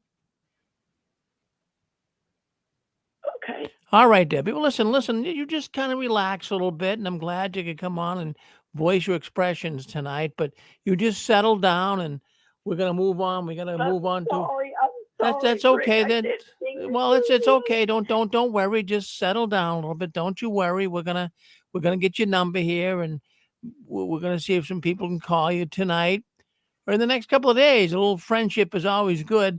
But in the meantime, Debbie, we're gonna move on to another program we have, and we're gonna cut these guys loose. They've been working with you and certainly with others tonight as well, and we really appreciate their efforts. So why don't you just settle down? We get your number. People can get a hold of me if they like at jwworldnews@gmail.com, and I'll be glad to give the number. Okay, Debbie? Okay, I'm sorry. I Mhm. didn't mean to take up this much time. I'm Okay. sorry. All righty. Well, thank you, everybody. Thank you, Cody. Were you going to say something? I was just saying, thank you, Debbie, and thank everybody for listening. Part of doing what we do is listening, right? And people just want to be heard sometimes. Yeah. And I do want to say this: no matter how much pain you go through, and no matter how much you talk about it, you've got to believe that you can do at least something. One person, talk to one person. You need to be able to talk to God, whoever it is. You need to be able to talk to somebody. You have to have the desire to do that. And I know that situations are different, and I know that people suffer all different types of fates. Okay, I do know that, and I my heart goes out to you, Debbie. My heart does go out to you, and I do want to say this: that I am a firm believer in belief itself. Okay, and when you believe that you can be better, and you truly want to be better, you can. And that's what we practice. That's what we preach. And so, Debbie, that's why I said this is a conversation that's a private conversation that you should be having with somebody who really cares about helping you. And you've got to want it. You've talked about it. You've got to want it. And you can do it. I'm encouraging you now. You can do it. God made you strong for a reason. Okay? I'll give you a call, Debbie. So, guys, thank you for being here. I know we've never gone this long. I apologize to Linda Pasta Babe. Her show is coming up next. She is Healing After the Watchtower. That's her show. The comments are still coming in, Debbie. We care for you. We care for you. So I will reach out. But if you guys thought this was good, Cody is such a gentleman. That was one of the comments I read in the chat. He offers free one-on-one consultations via Dom the Hypnotist. The consultation is designed to help you begin the process of healing from traumas and negative unconscious subconscious thinking. And we all got a taste of what that is like tonight. So can you tell us how to get a hold of you, Cody? So typically, if you want to do a consultation, you can follow it's dom.the.hypnotist on Instagram. So it's dom.the.hypnotist on Instagram. Dominic also has Facebook. You can Google him. He's on YouTube. Dom has a ton of free hypnosis recordings that can help you relax and go to sleep. They can help you get in the right mindset to have more success, more confidence, more motivation. And ultimately, if you're just seeking to just feel better, he has recordings to do that. Dom is very, very good at what he does. Again, I'm a student of his. I'm an employee of his, and I'm a friend of his. I love Dom. And with that said, if you do apply for one of his free consultations, you'll apply on either Facebook, Instagram, or his website. You could always message on Instagram as well. I do ask that everyone that comes to us is just respectful and just really, truly wants to heal, improve, and perform better in their lives. And again, believe to become, and you must want it. So Remember this quote? It's a quote I thought of when I was praying just a couple days ago. Fear fuels failure. And faith fuels fruit. The fruit of our lives grows from our faith. Thank you. Thank you for that, Cody. Quick Thank you. question. Okay, one more. Let's see. Sorry, Linda. One more. Thank you. I've been trying to get a hold of the gentleman, and because he's an expert at hypnosis or that type of thing, he talked about music. And my wife and I went to a Fleetwood Mac concert and smoked a joint, and we noticed on the song Tusk, and there was another one I can't remember, but everybody was in a trance. We're kind of awake, and we're looking around, and like, because the music is like, dun, dun, dun, dun, dun, dun, and then like the lead singer Stevie Nicks was doing this weird body movement, and everybody was just, it was weird. Everyone was like transfixed on it except us. But my point in asking this question, because he's an expert, is it possible that Jehovah's Witnesses do the same thing with their music, because they have a song called "Listen, Obey, and Be Blessed"? It has nothing to do with God. It's about obeying them or don't get blessed. And I was just curious if you think that that's a possibility. Good question. I'll explain this. God spoke a word and created the universe. God spoke a word and created the universe. So my first question is, what is that word? Nobody really knows, right? So when we speak of God, should we call God by his true name? If words are so powerful, shouldn't we call God by his true name? And then also, if God spoke a word and created the universe, does that not mean that words are very powerful? Yes, words are very powerful. It's not necessarily the music that is harming. It can be, because music is different vibrations. There's low vibrations and there's high vibrations. And they're actually scientifically proven that certain vibrations will actually either harm you or help you heal. I think there's words. It is true.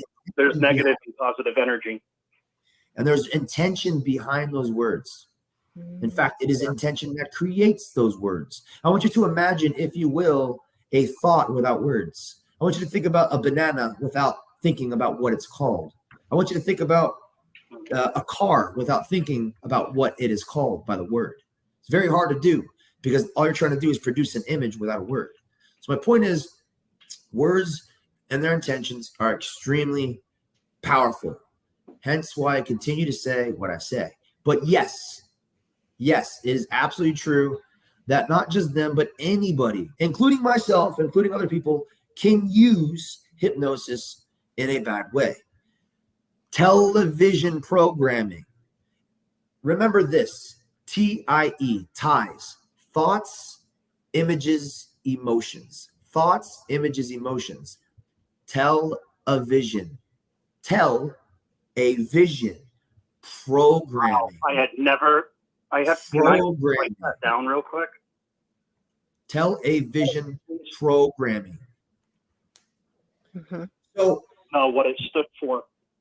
Can you imagine back in the day when there was no radio, there was no TV, there was no phone, there was no computers? How did the devil get in your home? If everybody was a believer in God and they actually practiced what God's preached, not using as manipulation, could you imagine how beautiful and how loving those homes would be? Instead, we have sex and violence poured into our houses, hate poured into our houses, into our minds, left and right. Everywhere you go, there's a sign, and that sign has a subliminal message behind it. And now we have this woke agenda that is destroying our future kids and our future people. What's going on in the schools and everything is just horrible. It feels like there's human conditioning, or what do they call it when you groom a child? That just seems to be the thing today. The number one way for communism, for example, to begin taking over is demoralization of a society, meaning taking the morality away from a society that binds us together. Kindness being one of them, respect, fairness, honesty. Increasing the selfishness of every single individual is causing them to become more and more evil, less connected. Hate is disconnection. Love is connection. I agree. I just Wow. want to conclude by saying that I'm sorry to Deborah for her pain that she went through, and that I've suffered. I'm not going to get into it, but I've suffered quite a bit from this organization, and therapy personally has helped me. It's you have to. It's almost like when you're in a war and you're war torn. You have to like come out of it. You do get PTSD from it. So my heart goes out to her and her family, and I hope she does okay.